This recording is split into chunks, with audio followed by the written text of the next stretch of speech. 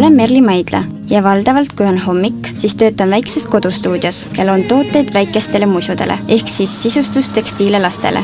Naudin väga neid hetki, kui saan tegeleda kodus oma lemmikmaterjalide ja toonidega, luua midagi pehmet ja rahulikku.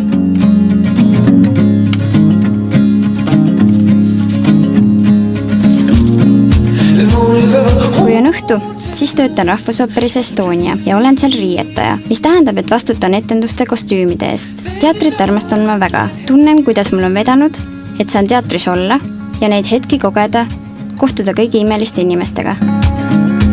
Prillidest vaba olen juba 7 aastat ja ei kujutaks oma elu enam teistmoodi ette. Hea asjaga harjub ikka hirmus kiiresti, et ega ma enam ei mäleta kõiki neid jamasid, mis selle lühinägelikkusega kaasnes, aga seda me vist elukaaslasega ei unusta kunagi, et võib-olla ükskord elus oli meil võimalus olla Melbourne'is ja pool seal oldud ajast me jooksime mööda prillipoode, et me saaks mulle vajaliku koguse õigeid kontaktläätsesid.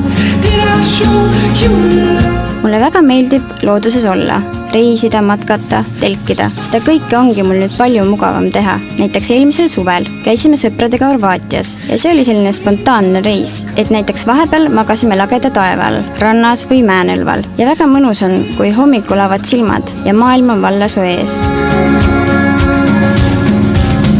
KSA oli minu jaoks justkui õigel ajal õiges kohas. Mäletan, et reklaamiti silmauuringut, mida toona seal ka tegin.